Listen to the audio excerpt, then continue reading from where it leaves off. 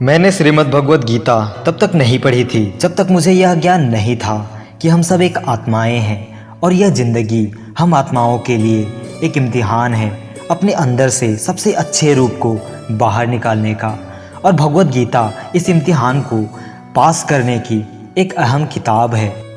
भगवत गीता के 18 अध्याय है और यह संस्कृत में परमात्मा द्वारा दी गई थी। समय के साथ साथ संस्कृत भाषा रोजमर्रा की जिंदगी से बाहर निकल गई और यह ज्ञान मनुष्य की जिंदगी से दूर होता गया। समय समय पर भगवत गीता के साधारण अक्षरों में अनुवाद किया गया, जैसे हिंदी, इंग्लिश और भी कई भाषाओं में। और इसी कोशिश को आगे बढ़ाते हुए आने वाले कुछ मिनटों में भगवत गीता के कुछ अहम हिस्सों को एक आसान रूप में मैं आपके समक्ष समर्पित कर रहा हूँ। यह ज्ञान परमात्मा ने भगवान कृष्ण के द्वारा सबसे बड़े धर्म युद्ध महाभारत की रणभूमि कुरुक्षेत्र में अर्जुन को कुछ 5000 साल पहले दी थी। यह वह समय था जब धर्म का बार बार उल्लंघन हुआ, परमात्मा का डर मनुष्य से निकल गया, लालच की होड़ में भाई ने भाई को मारने की कोशिश की और यही नहीं, एक औरत को भरी सभा में अपने बड़ों के सामने अपमानित किया गया। भगवत गीता किसी एक धर्म के लिए नहीं बल्कि पूरी मनुष्य जाति के लिए, पूरी इंसानियत के लिए, सब आत्माओं के लिए है।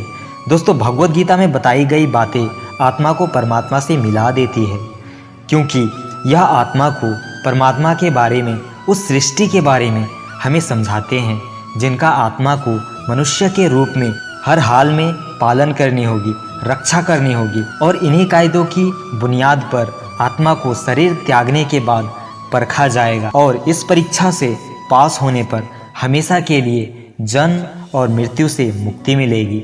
लेकिन यह कैसे पॉसिबल होगा? इसके लिए आपको शांति से बैठकर आंखें बंद करके इस वीडियो की पूरी बातों को जब तक समझ में ना आ जाए तब तक बार बार सुनकर अपनी थॉट्स में बैठा लेना चाहिए। और अगर आप इस वीडियो को बीच में ही छोड़कर जाना चाहते हैं तो कृपया करके अभी ही इस वीडियो को स्किप कर दे, क्योंकि अधूरा ज्ञान बिना ज्ञान से भी ज़्यादा खतरनाक होता है। और खुद भगवान श्री कृष्ण ने गीता में कहा है कि कभी भी उस इंसान को सीक्रेट ज्ञान नहीं देना चाहिए जो उसे लेना नहीं चाहता हो। तो दोस्तों, मेरे एक सवाल का जवाब दीजिए। इस पृथ्वी के सबसे पहले, और इस पृथ्वी के ही नहीं बल्कि पूरे ब्रह्मांड के पास्ट, प्रेजेंट और फ्यूचर के सबसे महान और मोटिवेशनल स्पीकर का नाम क्या है? जी हाँ, बांसुरी बजाने वाले श्री कृष्ण। आज की तारीख से न जाने कितने युगों पहले महाभारत के युद्ध के मैदान में एक ऐसा ज्ञान दिया गया था जो आज की दुनिया पर, आज के लोगों की लाइफ स्टाइल पर एकदम सटीक बैठता है। और यह जानकर के बड़े बड़े लोग और रिसर्च करने वाले हैरान हो जाते हैं कि ऐसा कैसे हो सकता है। उस महाभारत के युद्ध के मैदान में दिए गए ज्ञान को पढ़कर Albert Einstein, Mahatma Gandhi, Swami Vivekananda, Annie Besant, Sunita Williams और ना जाने कितने ही लोगों ने भी अपना जीवन बदल लिया। अगर आप यह सोचते हैं कि भगवत गीता में सिर्फ भगवान की पूजा कैसे की जाती है यह लिखा है, तो आप गलत है, क्योंकि भगवत गीता सिर्फ एक धार्मिक ग्रंथ ही नहीं बल्कि इसमें वह नॉलेज है जो इस पृथ्वी पर जितने भी लोग जन्म लेकर आते हैं उनको यह सिखाता है कि इस दुनिया में सपने पूरे कैसे किए जाते हैं, पर्सनालिटी कैसे बनाते हैं, पॉजिटिव एनर्जी कहाँ से लाते हैं और खुशी क्या होती है, कितनी बड़ी प्रॉब्लम का सल्यूशन कैसे ढूंढा जाता है, किसी भी ब्रेकअप के सदमे से बाहर कैसे निकलते हैं और ज़िंदगी जीने का सही तरीका क्या है, मरने के बाद हमारे साथ क्या होता है,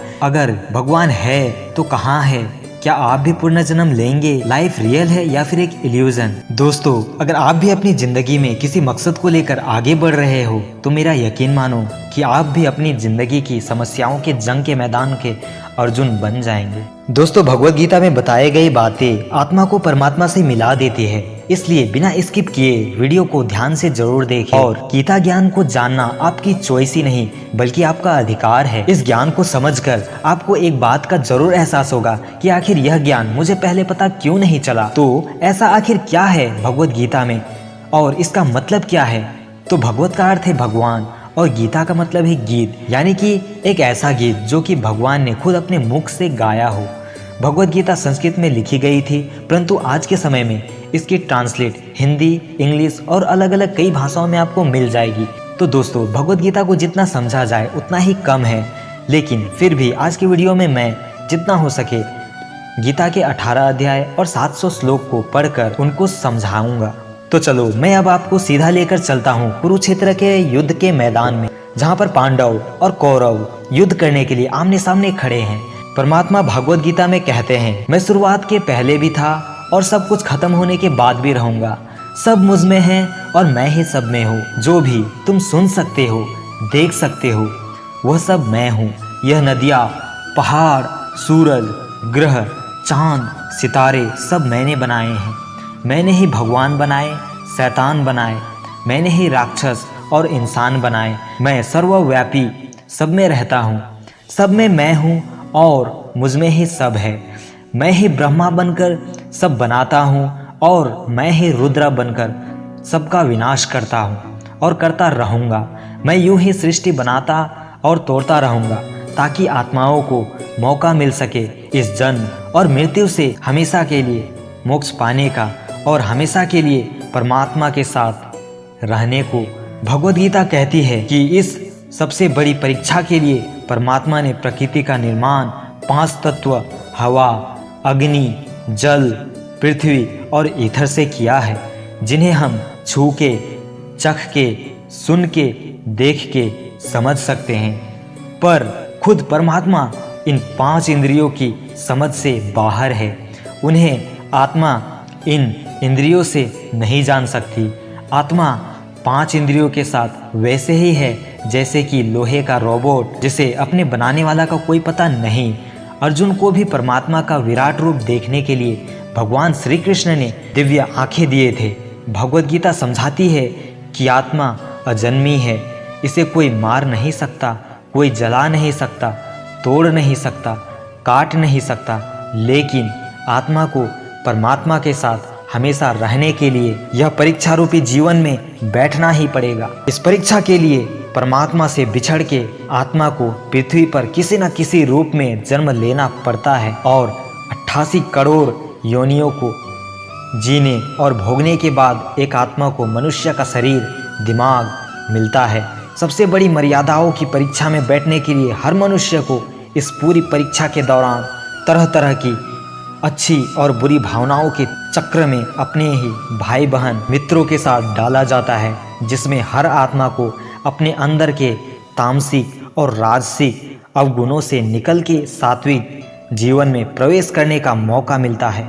हमारे तामसिक गुण वह है जो हमारे अंदर हीन भावना पैदा करके हमें खुद को उदास और नुकसान पहुंचाते हैं, और हमारे राजसिक गुण हमें ईर्ष्यालु और लोभी बनाकर दूसरों के प्रति नुकसान पहुंचा सकते हैं। इस परीक्षा के दौरान हर आत्मा को तामसिक और राजसिक गुणों को खत्म करके अपने सात्विक गुणों से परिचित होना पड़ेगा।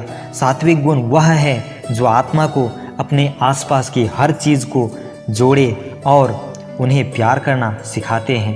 परीक्षा के दौरान हर आत्मा को जीवन के चारों धर्म, अर्थ, काम और मोक्ष का ज्ञान पाकर मुक्ति मिलती है।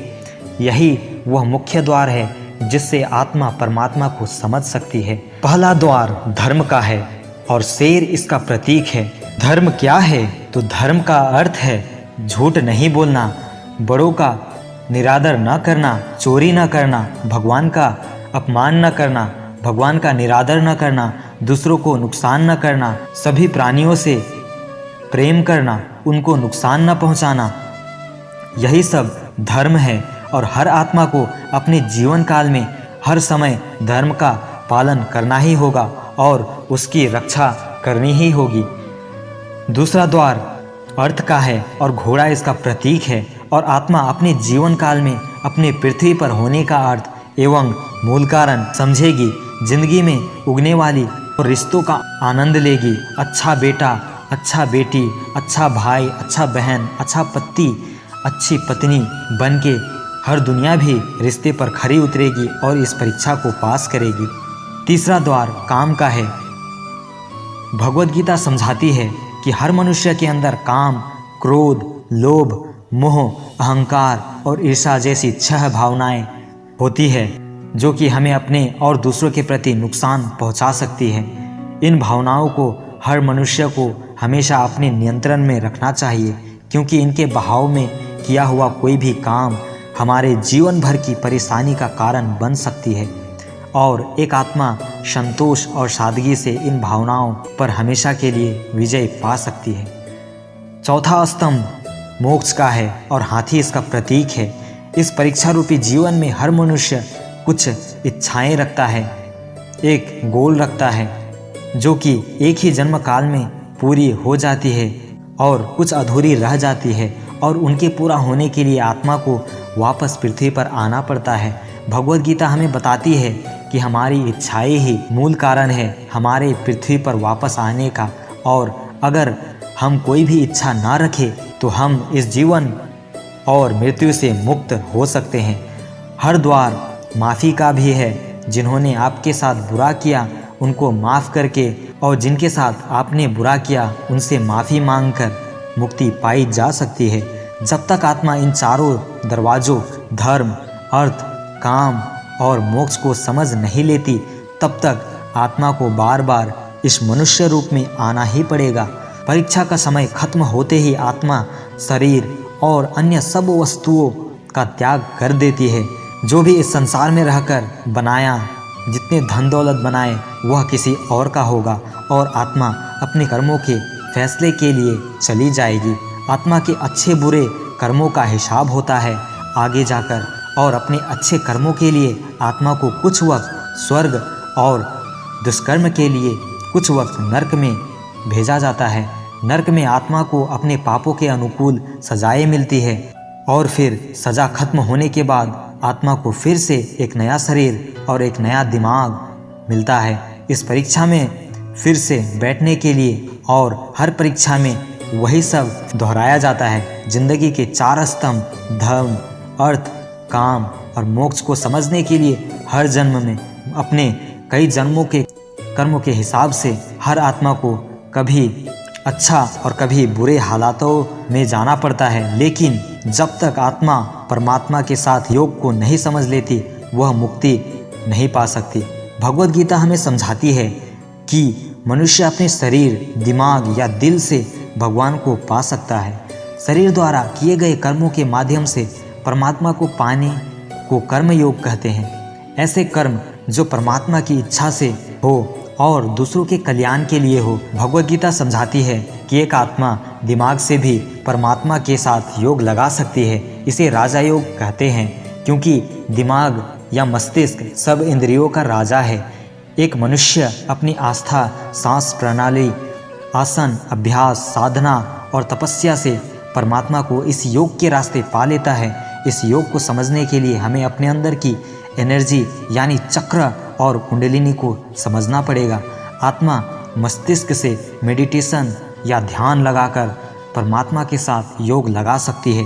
शंकराचार्य, स्वामी परमहंस, स्वामी विवेकानंद और उनके जैसे कई योगी योग के रास्ते परमात्मा के साथ संधि लगा पाए और उनसे मिल पाए। परमात्मा भगवद गीता में कहते हैं कि अगर किसी आत्मा को धर्म न भी समझ आए, योग न भी समझ आए और वह व्यक्ति मेरे शरण में आ जाए तो मैं उसके सारे पाप माफ़ कर देता हूँ।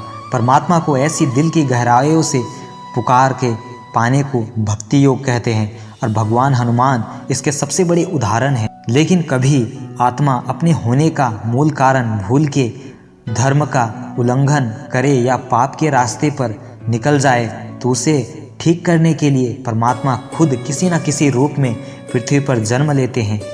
तो आइए श्रीमद् भागवत गीता में बताई गई बातों को पढ़कर, समझकर इस जिंदगी की असली मायने समझे और परमात्मा के साथ योग लगाए। अगर आपने इसे पसंद किया हो तो इसे औरों को बांटिए ताकि सभी आत्माएं अपने यहाँ होने का मूल रूप समझ सके और इस जन्म और मृत्यु से मुक्ति पाकर हमेशा परमात्मा के साथ रह सके। धन्यवाद। जय श्री कृष्ण। राधे राधे।